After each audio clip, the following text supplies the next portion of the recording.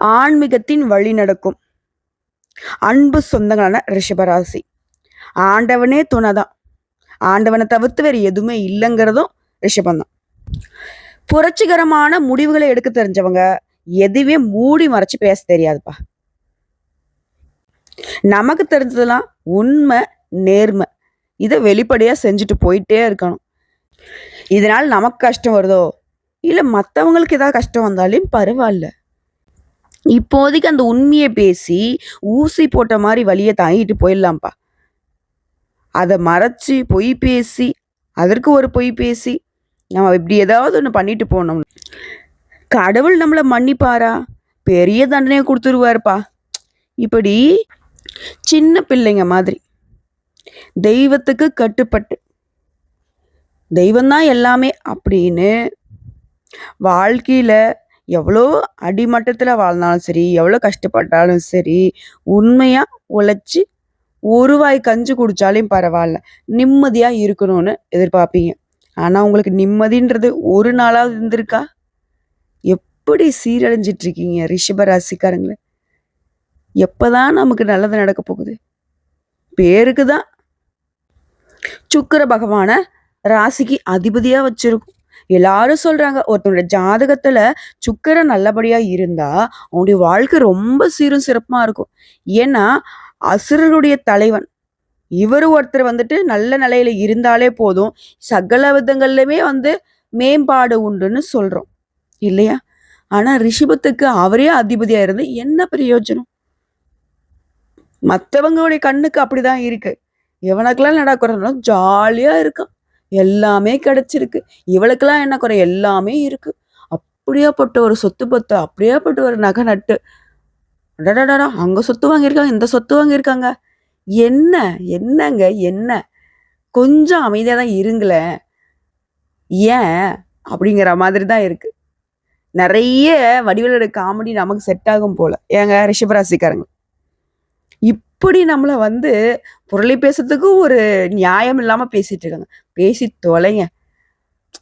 ரிஷபத்துடைய மனநிலையே இப்படிதான். உனக்கு பேசுறதுனால சந்தோஷமா பேசிட்டு போ. சொந்த பந்தங்களுக்குலாம் ஓ அப்படியா அவங்க இப்படி பேசுறானாக்க இன்னும் கொஞ்சம் பில்டப் கொடுத்து வச்சிருப்பீங்க. ஏன்னா மற்றவங்களுக்கு கொஞ்சம் வெறுப்பேற்றி பார்க்கல ஒரு சந்தோஷம். மனசு ரணமா இருக்கியா? ஆனா உன்னைய நான் கஷ்டப்படுத்தி பார்க்கறதுக்கு விரும்பல, சந்தோஷமா இருந்துட்டு போ அப்படிங்கிற மாதிரி. நான் இப்போ உன்னை கூப்பிட்டு என்னுடைய கஷ்டமான நிலைய சொன்னா மட்டும் நம்புவா போற? அட விளையாடாதப்பா அப்படின்னு தானே போவேன். அட விளையாடாதம்மா அப்படின்னு சொல்லிட்டு தானே போவேன். யாரோ சந்தோஷமா இருந்துட்டு போங்க. அப்படிதான் உங்க வாய் முகூர்த்தத்துல நான் நல்லாதான் இருந்துட்டு போறேனே, கோடி கோடியா பணம் வச்சிருக்கேன்னு இன்னும் சேர்த்து சொல்லுங்க. இப்படி நம்ம கஷ்டத்தை கூட ஈஸியா கடந்து போகிற மாதிரிதான் ஒரு வாழ்க்கை நிலையை வாழ்ந்துட்டு இருக்கும். இன்னும் சொல்லப்போனா ரிஷபம் அப்படின்னாவே எல்லாரையும் சந்தோஷமா வச்சுக்கணும்னு நினைப்பாங்க. உண்மையை பேசுவாங்க, உழைப்ப போடுவாங்க. ஆனா யாருக்கும் துரோகம் பண்ண மாட்டாங்க. அது கோடி ரூபாய் வரதுனாலும் சரி, இல்லை கோடி கோடியை கொட்டி கொடுக்கறதா இருந்தாலும் சரி, மற்றவங்க பொழைப்ப ஒரு நாளும் கெடுக்க மாட்டாங்க. இப்படிப்பட்ட உயர்ந்த உள்ளம் படித்த ரிஷபத்திற்கு தலைப்பு பார்த்துருப்பீங்க. 100 ஆண்டுகளுக்கு பிறகு உங்க கதவை தட்டக்கூடிய பத்ர யோகம் மற்றும் மாளவிய ராஜயோகம், இந்த 2 யோகங்களும் ஒன்னா ஒரே நேரத்துல வருவதனால ரிஷபத்திற்கு உங்க சொந்த பந்தங்கள் எல்லாமே புரளி பேசக்கூடிய அளவுக்கு நல்லா இருக்க போறீங்க. நான் முன்னாடி சொன்னதுதான். முன்ன விட்டு பின்னாடி ஆஹா ஓஹோன்னு பேசுறாங்களோ, ஆட இவங்க என்ன அப்படிங்கிற மாதிரி பேசினாலே சரி. ஆனா இந்த 2 யோகத்தினால கட்டாயம் அவங்க வாயடிச்சு போய் நிக்குவாங்க. இதுங்களும் அப்படி நல்லா இருக்குன்னு நினைக்கவே இல்லப்பா அப்படின்னும், இதுங்களா இப்படின்னு சொல்லக்கூடிய அளவுக்கும் மரியாதை கொடுத்தவங்களும் சரி, மரியாதை கொடுக்காதவங்களும் சரி, நம்மளை கொஞ்சம் பார்த்தவங்களும் சரி, ஒதுக்கி வச்சவங்களும் சரி, எல்லாருமே கொஞ்சம் அதிகமாவே வயிற்றுச்சல் படக்கூடிய அளவுக்கு நல்லா இருக்க போறோம். அப்படியாமா? நிஜமாவே என்னோட கஷ்டம் தீருமா? அது என்னம்மா இந்த யோகம்னா எனக்கு என்னன்னு தெரியல, அது 100 வருஷத்துக்கு பின்னாடி வருதுன்னு சொல்ற, அதனால நான் என்னென்ன மாதிரியான வாழ்க்கையில மாற்றத்தை பார்க்க போறேங்கிறத கொஞ்சம் தெளிவா சொன்னீங்கன்னா மனசுக்கு நிம்மதி கிடைக்கும் இல்லையா? சொல்றேங்க. 100 ஆண்டுகளுக்கு பின்னாடி ஒரே வேளையில உருவாகிருக்கூடிய இந்த 2 யோகமும் ரிஷபத்திற்கு பணம் மழையை கொட்டி கொடுக்க போகுது. ஜோதிட சாஸ்திரப்படி நவகரங்கள் ஒவ்வொன்றும் ஒரு குறிப்பிட்ட கால இடைவெளியில இடம் மாறிக்கிட்டே இருக்கும். இதனால ஒரு சில நேரங்களில் ராஜயோகம் உருவாகும். இது மனுஷனுடைய வாழ்க்கையில பெரிய தாக்கத்தை ஏற்படுத்தும். இதுவே சில நேரங்கள்ல ஒரே வேளையில ஒன்றுக்கு மேற்பட்ட ராஜயோகங்கள் உருவாகிறதுங்கிறது எந்த அளவுக்கு யோகம் பாருங்க, மிகவும் சிறப்பான விஷயமா நாங்க சொல்லுவோம். அந்த வகையில வரக்கூடிய ஜூன் மாதத்துல 2 ராஜயோகங்கள் ஒன்றா உருவாகிறதுனால, அதுலயும் அசுரர்களுடைய குருவான சுக்கிரன் தன்னுடைய சொந்த ராசியான ரிஷப ராசியில நுழைவதனால மாளவிய ராஜயோகம் உருவாகி இருக்கு. ஏன்னா ரிஷப ராசிக்காரங்களே, உங்களுடைய அதிபதி உங்களுடைய ராசியில நுழைவதனால இந்த யோகம் உருவாகி இருக்கு. அப்படியே உங்களுக்கு அடுத்தபடியா புதன் பகவானும் அவருடைய சொந்த ராசியான மிதுன ராசியில நுழைவதனாலதான் பத்ர ராஜயோகம் உருவாகி இருக்கு. இப்படி இந்த 2 யோகமும் இன்னைக்கு நேத்துக்கு உருவானது இல்ல, 100 ஆண்டுகளுக்கு முன்னாடி உருவானது. அதே மாதிரி இப்ப 100 வருடம் கழித்து இப்போ உருவாகி இருக்கு. மிகவும் சிறப்பு வாய்ந்த யோகங்க இது. இந்த 2 ராஜயோகங்களுடைய தாக்கம் தான் எல்லா ராசிகளுக்குமே மிகவும் அதிர்ஷ்டகரமா இருக்க போகுதா அப்படின்னு பார்த்தீங்கன்னா, ஒரு சில ராசிகளுக்கு அதிர்ஷ்டத்தை கொடுக்கும். அதுல உங்களுடைய அதிபதியான சுக்கிர பகவானால தானே இந்த யோகமே இருக்கு. உங்களுக்கு யோகம் இல்லாம போயிருமா? அட்டகாசமான யோகம், அற்புதமான யோகம் உங்களுக்கு தாங்க கிடைக்க போகுது. குறிப்பா இந்த 2 யோகத்தினால தொழில நல்ல முன்னேற்றத்தை பார்க்க போறீங்க. திரும்ப சொல்றேங்க, ஒரே வேலையில உருவாக்கக்கூடிய இந்த பத்ர மற்றும் ஆளவே ராஜயோகம் அதிர்ஷ்டத்துடைய அடையாளத்தை உங்களுக்கு தான் கொடுத்துருக்கு இல்லையா? இதனால தன்னம்பிக்கை வழக்கத்தை விட அதிகமா இருக்கும். ஆளுமை மேம்படும். நிறைய பணத்தை சம்பாதிக்கிறதோட வெற்றிகளையும் குவிக்க போறீங்க. அதே மாதிரி பணியிடத்துல சிறப்பான செயல்திறனால முன்னேற்றத்தை அடைய போறீங்க. பதவி உயர்வு கிடைக்கிறதுக்கு வாய்ப்பு இருக்கு. குடும்பத்தோட நல்ல நேரத்தை செலவிடறதுக்கு வாய்ப்பு இருக்கு. இப்ப இருக்கா குடும்பத்தோட ஒரு நிமிஷம் உட்கார முடியுதா? நிக்க நேரம் இல்லை, செய்ய வேலை இல்லைங்கிற மாதிரி அல்லோலப்பட்டு போயிட்டு இருக்குது வாழ்க்கை. போராட்டம் போராட்டம், கடன், கஷ்டம், நஷ்டம்னு இப்படியே வாழ்க்கை ஓடிக்கிட்டு இருக்கு. நீங்க சொல்றதெல்லாம் நல்லா தான் இருக்கு மேடம், இப்போ எல்லாரும் சொல்லுவீங்க. இது நடக்குமா? கட்டாயம் நடக்கும். புரியுதுங்களா? பொத்தாம் பொதுவா சொல்றது இல்லை. உங்களுடைய ராசியில உங்களுடைய அதிபதியால உருவாக்கக்கூடிய யோகத்தினால உங்களுடைய நிலை மாற்றம், உயர்வு, முன்னேற்றம், நினைச்சதெல்லாம் நடக்கும். வேலையில இருக்கீங்களா? தனியார் துறையோ அரசாங்கத்துறையோ? இல்லைம்மா நான்லாம் தினக்கூலி வேலை பார்க்குறேன். உங்களுடைய தினக்கூலியிலேருந்து ஒரு தொழில் வைக்கிறதுக்கோ இல்லை ஒரு நல்ல வேலைக்கு போகிறதுக்கோ வாய்ப்பு இருக்கு. அதே மாதிரி நீண்ட காலமாக நிலுவையில் உள்ள வேலை எல்லாமே வெற்றிகரமாக செஞ்சு முடிச்சுக்க போறீங்க. அட அந்த வேலை முடிஞ்சா போதும்மா, இழுபறியா இருக்கு, அந்த நிலை இனி இல்லை. அதே மாதிரி சமூகத்துல உங்களுக்கான மதிப்பு மரியாதையும் அதிகரிக்க போகுது. நிறைய பணத்தை சேமிக்க முடியுங்க. அடுத்தடுத்த யோகம்ங்கிறது வேலையில வணிகத்துல முன்னேற்றத்தை பார்க்க போறீங்க.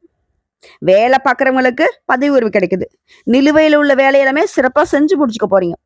குடும்பத்தோட நல்ல நேரத்தை செலவிடுற மாதிரி, மதிப்பு மரியாதை அதிகமாகிற மாதிரி, வணிகர்களை பொறுத்த வரைக்கும் பெரிய ஒப்பந்தங்கள் கிடைக்கும். அது லாபத்தை ஏற்படுத்தும். நிதி ரீதியா சிறப்பா இருக்க போறீங்க. ஆரோக்கியம் மேம்படுது. வருமானத்துல உயர்வு, புதிய வருமானத்தை உருவாக்குவதற்கான ஆதாரங்களை நீங்க உருவாக்க போறீங்க. ஒரு தொழில் பண்ணிட்டு இருக்கீங்களா? 2-3 தொழில் வைக்கிறதுக்கு.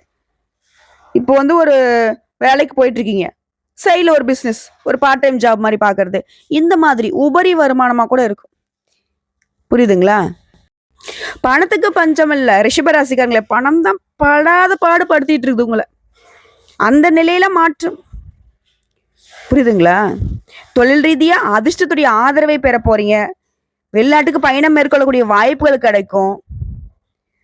வணிகர்களா இருக்கீங்க, தொழிலதிபர்களா இருக்கீங்க அப்படின்னாக்கா வணிகத்தை விரிவு செய்யறதுக்கும் தொழிலை விரிவு செய்யறதுக்கான வாய்ப்புகள் கிடைச்சிருக்கு. எதிர்காலத்துல லாபத்தை தரக்கூடிய புதிய ஒப்பந்தங்களும் கிடைக்கும். வேலை பார்க்கறவங்களுக்குலாம் மிகவும் சிறப்பான நேரம்னு சொல்லலாம். நீண்ட காலமா கடின உழைப்புக்கான பலன் கிடைக்காம ஏனோ தானோன்னு எவ்வளவு உழைச்சாலும் முன்னேற முடியாம, வாய்ப்புகளே இல்லாம உங்களுடைய உழைப்புக்கு மற்றவங்க அங்கீகாரம் வாங்கிட்டு போன நேரம் மாறுது. சின்ன ஒரு முயற்சியில கூட உங்களுக்கான பலன் அப்படிங்கிறது அதிகமா கிடைக்க போகுது. உழைப்புக்கேற்ற அங்கீகாரம் உண்டு, உழைப்புக்கேற்ற உயர்வு உண்டு இல்லையா? அதே மாதிரி சுப நிகழ்ச்சிகள்ல அதிகமா பங்கேற்க போறீங்க. நீண்ட நாட்களாக உங்களுடைய மனசுலயே வச்சுட்டு இருந்த ஆசைகள் எல்லாமே இப்ப நிறைவேறதுக்கான வாய்ப்புகள் இருக்கு.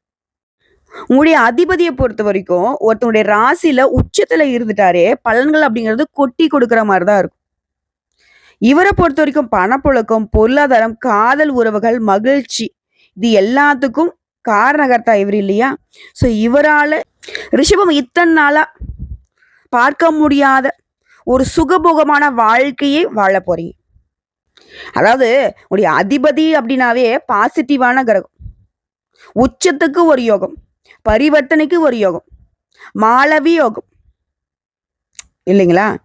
ஸோ இது எல்லாத்தையுமே உங்களுக்கு கொடுக்கறதுனால பெரிய அதிர்ஷ்டத்தை இப்போ அனுபவிக்க போறீங்க. இனி உங்களுடைய வாழ்க்கையில் நடக்கூடிய செலவுகள் எல்லாமே சுப செலவுகள், நீண்ட காலமாக திட்டமிட்ட சுற்றுலா, மகன் அல்லது மகளோட உயர்கல்வி இது எல்லாமே கைகூடி வரப்போகுது. வீடு, நகை, வாகனம் இந்த மாதிரியான விஷயங்கள்ல முதலீடு செய்வதற்கு உங்களுடைய கையில பணம் பொருளும். சேமிப்பு கரையுதே அப்படின்னு கவலைப்பட மாட்டீங்க. நீங்க செலவு செய்வீங்க, அது சுப செலவுகள், சந்தோஷத்துக்கான செலவுகள். ₹1 செலவு பண்றீங்களா, இந்த 2 யோகமும் உங்களுக்கு ₹10 கொடுக்கும். ₹10 செலவு பண்றீங்களா, ₹1000 கொடுக்கும். பல மடங்கு லாபம் தரக்கூடிய காலம் இது. புரியுதுங்களா? மனசுல மகிழ்ச்சி பொங்க போகுது. கணவன் மனைவி உறவா இருக்கட்டும், காதல் உறவா இருக்கட்டும், சந்தோஷத்தை திளைக்க போறீங்க. அதிர்ஷ்டம் கொட்ட போகுது. ஜூன் மாதத்துல இந்த 2 யோகமும் உங்களுக்கு பெரிய அதிர்ஷ்டத்தை நிச்சயமா கொடுக்க போகுது. புரியுதுங்களா? அதாவது காதல் உறவுலையும் சரி, கணவன் மனைவி உறவுலையும் சரி, அந்யுன்யம் எந்த அளவுக்கு இருக்கோ அதே மாதிரி உறவுக்காரர்கள் வகையிலையும் நட்பு ரீதியாகவும் அக்கம் பக்கம் இருக்கிறவங்கிட்டயுமே உங்களுக்கு ஒரு புரிதல் இருக்கும், அந்யுன்யம் இருக்கும். அதிர்ஷ்ட காத்து உங்க பக்கம் வீசுது. லாட்ரியில ஜாக்பட் அடிச்ச மாதிரி. புரியுதுங்களா? வாகன நிலை மாற்றுவதற்கு சரியான காலம். ஆபரணங்களை வாங்குவீங்க. அதிர்ஷ்ட வாய்ப்புகள் தேடி வரும். பயணங்கள் வெற்றிகரமாக இருக்கும். பொருளாதாரத்துல சிறப்பான வளர்ச்சி இருக்கும். அதே மாதிரி ரொம்ப நாளா காதல் மட்டுமே பண்ணிக்கிட்டு இருக்கோம். எங்க வீட்லயும் ஒத்துக்க மாட்டாங்க, அவங்க வீட்லயும் ஒத்துக்க மாட்டாங்க. இப்படி இருந்துட்டு இருந்த உடைய காதல் விவகாரம் திருமணத்துல கைகூடும். குடும்பத்துல மகிழ்ச்சியான சூழல் இருக்க போகுது. சூழல் இருக்க போகுது இல்லை, இருந்துகிட்டே இருக்க போகுது. சொத்து சேர்ப்பீங்க, பரிசுகள் தேடி வரும், தொழில் நல்லா இருக்கும். கலைத்துறையில இருக்கீங்க, விளையாட்டுத்துறையில இருக்கீங்கன்னாக்கா பெரிய வாய்ப்புகள் உங்களை தேடி வரும். இன்னும் சொல்ல போனா உங்களுடைய பெயருக்கு புகழ் சேருவதற்கான நேரம் இது. உங்களுடைய வருமானம் பல மடங்கு அதிகமாகும். வெளிநாட்டு பயணங்கள் கைகூடி வரும், அது அதிர்ஷ்டத்தை கொடுக்கும். புதிய புதிய வாய்ப்புகள் உங்க வீட்டுக்கு கதவை தட்டும். வீடு வாங்குறது, வாகனம் வாங்குறது, குடும்பத்தாருடைய தேவைகள் எல்லாம் பூர்த்தி பண்ணி அவங்கள சந்தோஷமா வச்சுக்கிறது, குடும்பத்தோட நிறைய கோயில் குளம் போறது, குடும்பத்தோட நிறைய இன்ப சுற்றுலா போறது எல்லாமே. குறிப்பா திருமணத்துக்கான வாய்ப்பு இருக்கு. சினிமா துறையில் இருக்கீங்களா, பிரம்மாண்டமான வெற்றி புகழ் கிடைக்க போகுது. உங்களுக்கான பாராட்டுகள் அதிகமாக போகுது. ஆரோக்கியம் மேம்பட போகுது. இந்த நேரத்துல நீங்க எதிர்பார்த்த விஷயங்களும் சரி, எதிர்பார்க்காத விஷயங்களும் சரி அதிர்ஷ்டகரமா கிடைக்க போகுது. இதே மாதிரி புதுசு புதுசா நிறைய விஷயத்த கத்துக்கிட்டே இருப்பீங்க. அது வயசு வித்தியாசம்லாம் கிடையாது. அதே மாதிரி ஒவ்வொரு வேலையிலுமே சரி நல்ல வெற்றி கிடைக்கும். உறவுகள் உடனான உறவுங்கிறது மேம்பட போகுது. தாயுடனான உறவுமே வலுவா இருக்க போகுது. அதே மாதிரி ஏற்கனவே செய்த முதலீடுகள் கூட இப்போ உங்களுக்கு நல்ல லாபம் கிடைக்கும். அதே மாதிரி அரசு வேலைக்கு முயற்சி பண்றவங்களுக்கு இப்போ நல்ல செய்திகளை பெறக்கூடும். அரசாங்க உத்தியோகம் நிச்சயம். பங்கு சந்தையில இருக்கிறவங்களுக்கு நல்ல லாபம் கிடைக்கும். அதே மாதிரி வேலை பார்க்குறவங்களுக்கு பதவி உயர்வு கிடைக்கிற மாதிரியே கூட வேலை பார்க்குறவங்களும் அனுசரணையா இருப்பாங்க. மேல் அதிகாரியும் உங்ககிட்ட ஆலோசனை கேட்பாங்க. அதே மாதிரி தொழில்ல, வணிகத்துல பணம் ஃபுல்லா அதுலயே சிக்கிக்கிச்சுப்பா. இந்த மாதிரி தான் இத்தனை நாளா பண கஷ்டம் உங்களை தொடர்ந்துகிட்டு இருந்துச்சு இல்லையா? அந்த சிக்கிட்ட பணம் கூட திரும்ப பெறுவதற்கான வாய்ப்பு இருக்கு. இது மட்டும் இல்ல, தொழிலை விரிவு செய்வீங்க. புதிய தொழில் திட்டங்களை பயன்படுத்த போறீங்க. நல்ல லாபம் பார்க்க போறீங்க. நிதி ரீதியா ஒரு குறையும் இல்ல, முன்னேறிக்கிட்டே இருப்பீங்க. ஒட்டு மொத்தமா சொல்றேங்க, இந்த இரட்டை யோகங்கள் உங்களுக்கு சாதகமான பலன்களை மட்டுமே அளிக்க போகுது. எல்லாத்துலயுமே நன்மைகள் கிடைக்க போகுது. செல்வம் பன்மடங்கு அதிகமாக போகுது. வேலையில சரியான முடிவுகளை எடுப்பீங்க. அதிகமான பணத்தின் வருமானம் இருக்கும். அதே மாதிரி வாழ்க்கையில நீங்க நடக்கிறது எல்லாமே நேர்மையான மாற்றங்களை மட்டுமே கொடுக்கும். இப்போ இருக்கக்கூடிய வேலை வணிகத்துல உயர்வு கிடைக்கும். பொருளாதார நிலையில மேம்பாடு. புதிய தொழில் தொடங்குறதுக்கு நினைச்சிட்டு இருக்கீங்களா?